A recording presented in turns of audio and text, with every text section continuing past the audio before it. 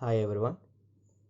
In this session, I want to discuss about a problem on a CPM method, that is critical path method.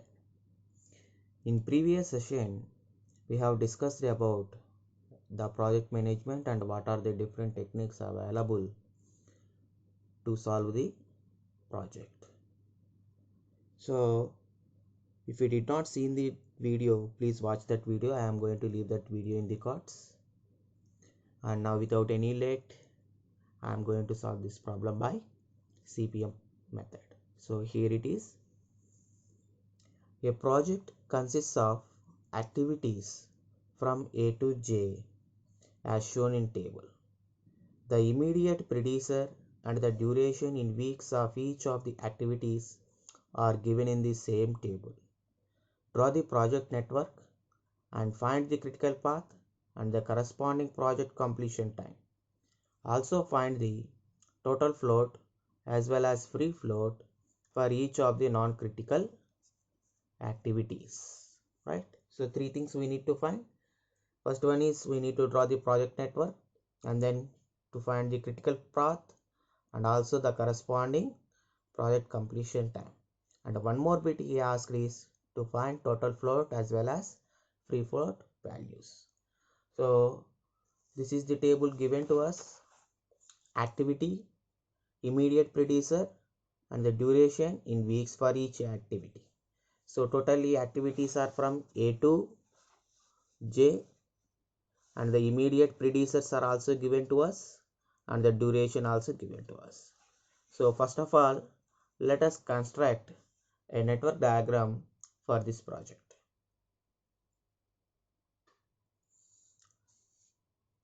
So first activity is A. There is no immediate predecessor for that, and for activity B also there is no immediate predecessor. So that means both these activities are starting from a node. I am taking that node as 1. Both activities are starting from node 1. So taking this one as 2 and this activity as A. And next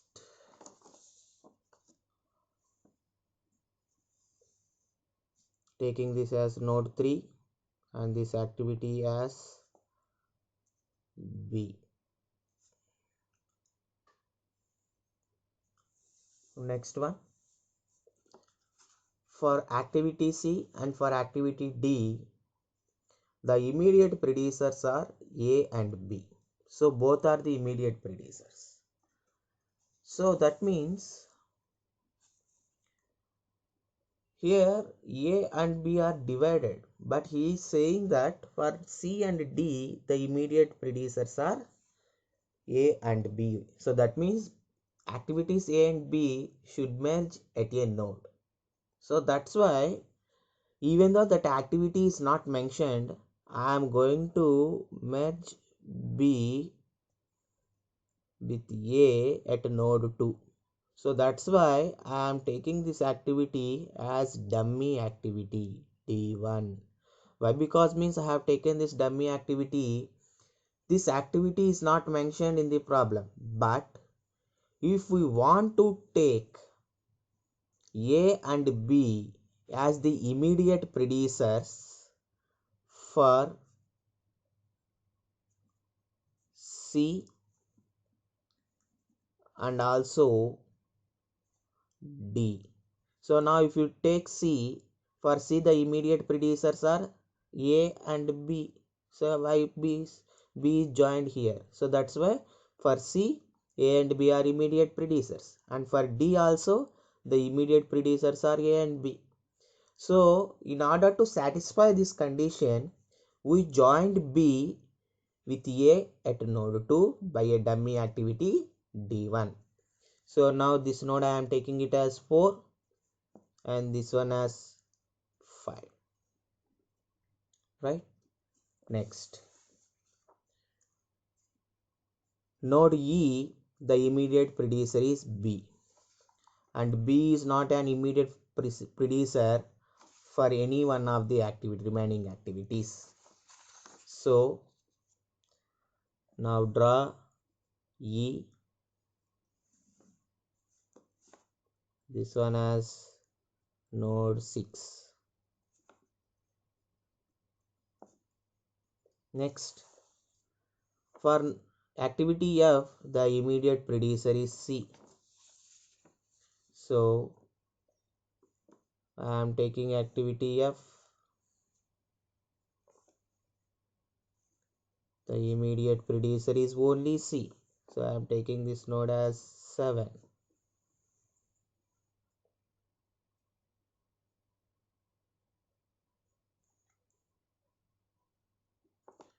And next,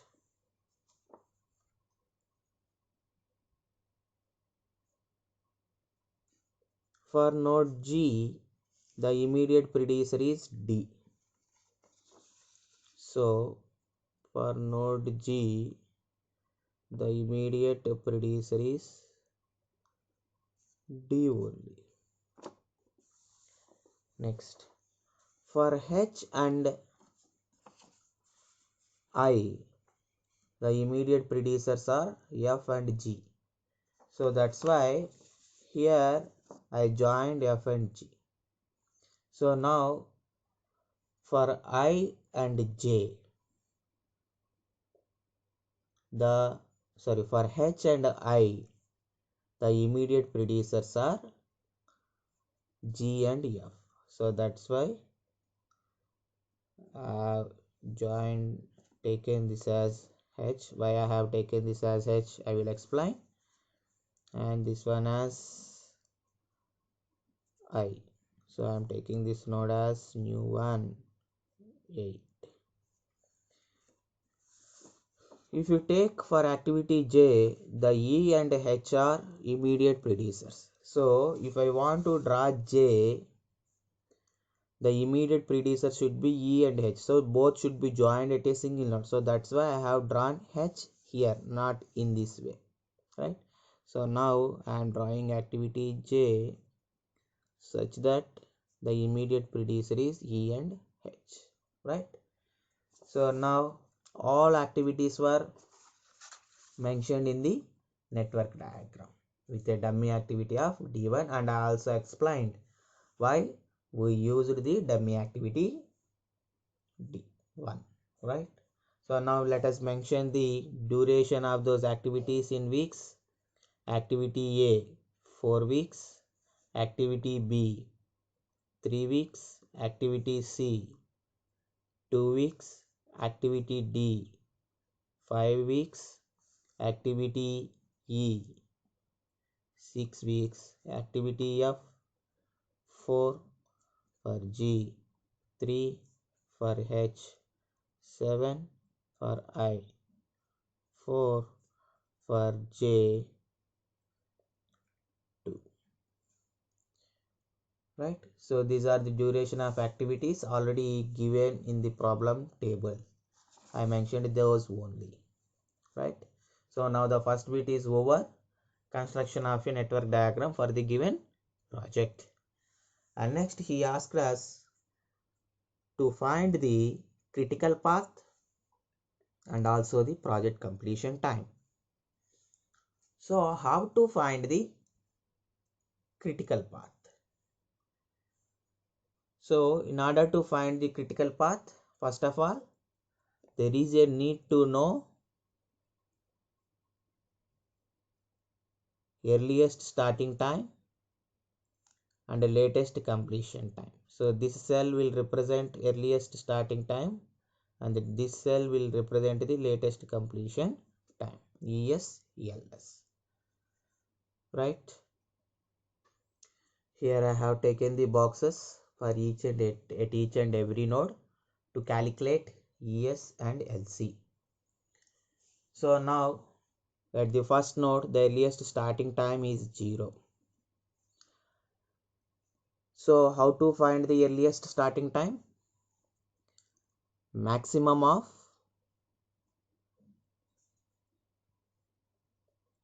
ESI plus DIJ.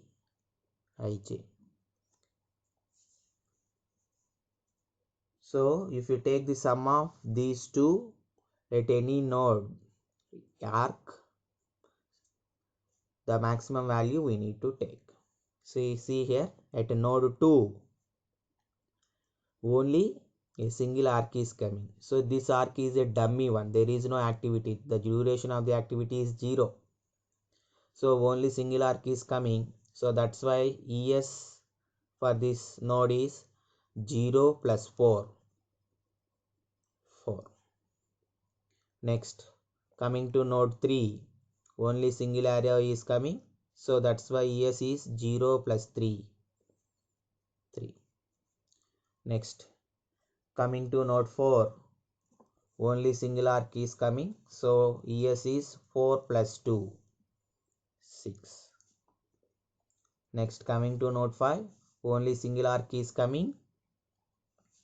That's why ES is 4 plus 5. 9. Next, node 6, only single arc is coming. So ES is 3 plus 6. 9. Next, node 7, two arcs are coming. So for the first arc, 6 plus 4, 10. For the second arc, 9 plus 3, 12. 10, 12. What is the maximum value? 12. Next, node 8, 1, 2 arcs are coming. If you take the first one, 12 plus 4, 16. If you take the second one, 9 plus 2, 11. 16, 11. What is the maximum one? So, if you take the node 6, two arcs are coming. So, in these two arcs, if you take this one, 3 plus 6, 9. If you take this one, 12 plus 7, 19. So 9, 19, what is the maximum one? 19. So at node 8, 12 plus 4, 16. 19 plus 2, 21. So what is the maximum value? 16 or 21? 21. Right? So earliest starting times are over. We calculated from node 1 to node 8. So in order to find latest completion time, we will take in reverse way. From node 8 to node 1 we will move. So how to find the latest completion time? Latest completion time is minimum of LCJ minus duration of the activity. Right? So now from node 8 I am starting. So the latest completion time will be 21. Now coming to node 7. How many arcs are coming? Two arcs are coming. 1, 2. Right? So this 7 is dependent upon 6. So that's why first of all let us find for this one.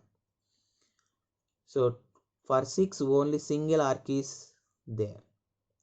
So 21 minus 2, 19. In reverse way only single arc is there. Next coming to node 7. In reverse way the arcs, two arcs are there. So reverse arrowheads. So this one and this one. Right? So if you take this one, 21 minus 4, 17. If you take this one, 19 minus 7, 12. 12, 17. What is the minimum value? 12.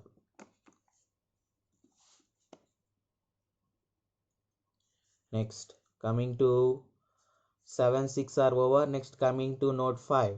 Only single arc is there, single line is there. So that's why 12 minus 3, 9. Next, coming to node 4. Only single line is there. So 12 minus 4, 8.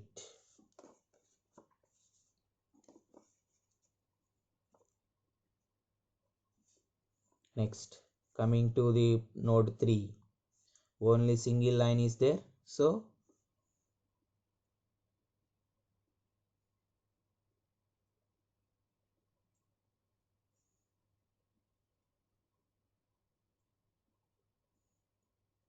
19 minus 6, here it is 13, but here a dummy activity is also there.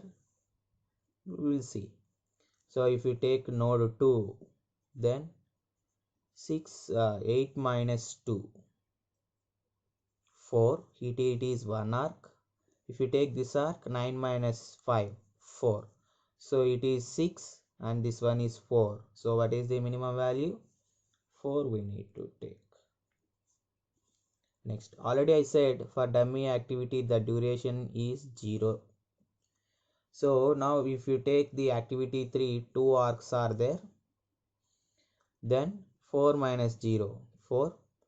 19 minus 6, 13. So here it is 4, here it is 13. What is the minimum value? 4. Next, coming to node 1, 2 arcs are there. So 4 minus 4, 0.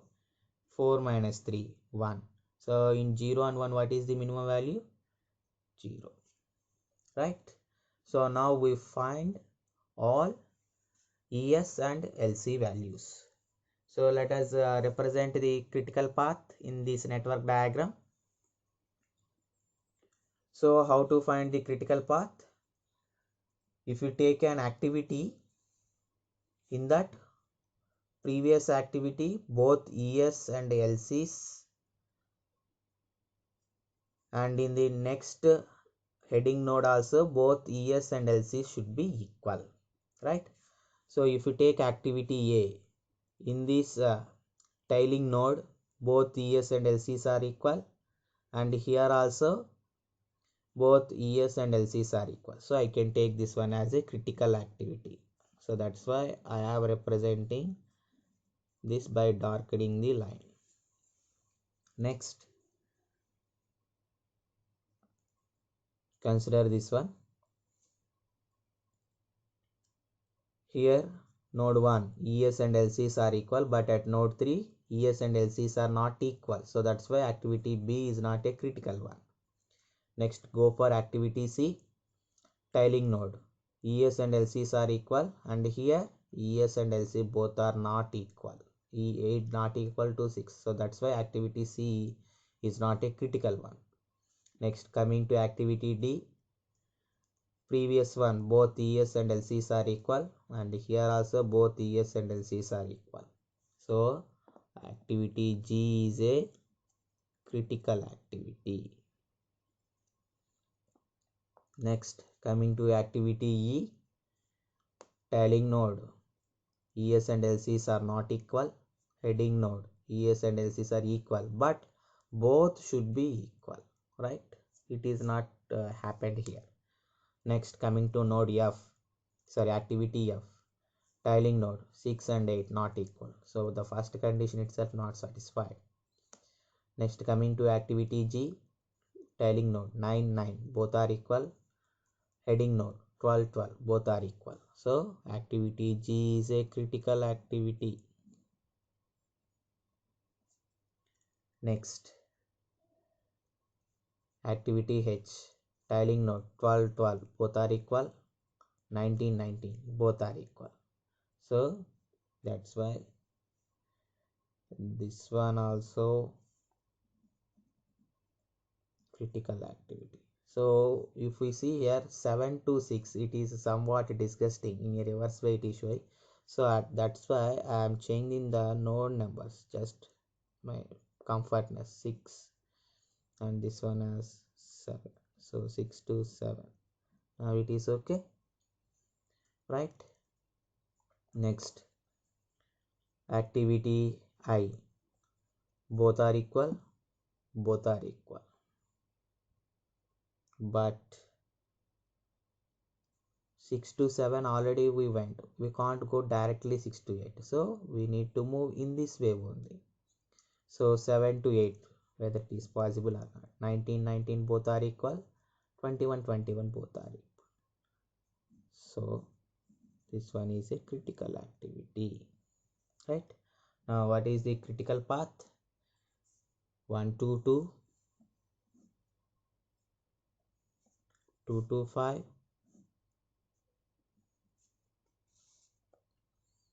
526, 627, 728, right? What are those activities? A, D, G, H, J. What is the duration of activities? 4, 5, 3, 7, 2. So the project completion time is 4 plus 5, 9 plus 3, 12, plus 7, 19, plus 2, 21 weeks is the project completion time. So the second one also it is over, and the next one he asked us to find the total float and free float. So first of all, let us take a table representing the activity and also duration, total float and free float. In order to calculate the total float and free float, I have taken this table: activity, duration, total float and free float. I represented all the activities, even though he asked us to find the total float and free float for non-critical activities. I mentioned here all activities, duration, total float and free float. So now let us find the total float and free float for activity A. So what is the total float formula? LCJ minus ESI minus DIJ. That means latest completion time of the ending node minus earliest starting time of starting node minus duration of activity. So if you take activity A, starting node is 1, ending node is 2. So latest completion time of ending node. So ending node latest completion time 4 minus earliest starting time of starting node. Starting node earliest starting time 0. So 4 minus 0. 4 minus duration of activity is 4. So 4 minus 0 minus 4. So it will be 0. So like that we need to find the total float for all the remaining activities. See here, I calculated all the total float by using the same formula. So here are the all total float values from activity A to J. So now by using total float also we can able to find the critical path. Wherever you got the total float values as 0, so first represent them: 0, A, 0, D, 0, G, 0, H, 0, J. So A, D, G, H, J. So here if you see A, D, G, H, J. So that means we got the same critical path by using total floats also, right? So now let us find the free float values. So what is the formula to find the free float? Earliest starting time of ending activity minus earliest starting time of starting activity minus starting node minus duration of the activity.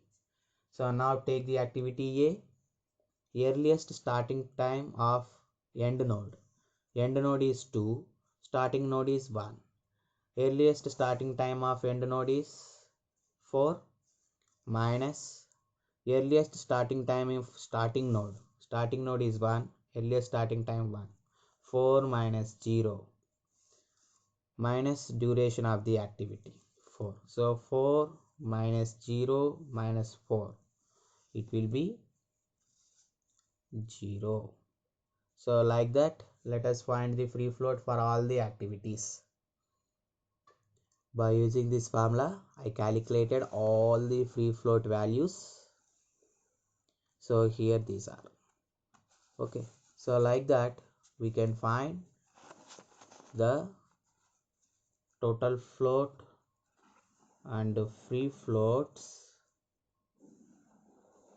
by using the formulas. So remember one thing, J represents the ending node, I represents the starting node, so that we can find the total float for that activity and free float also, right? So if you understand this problem, please like this video, subscribe to the channel and share this video, right? Thank you.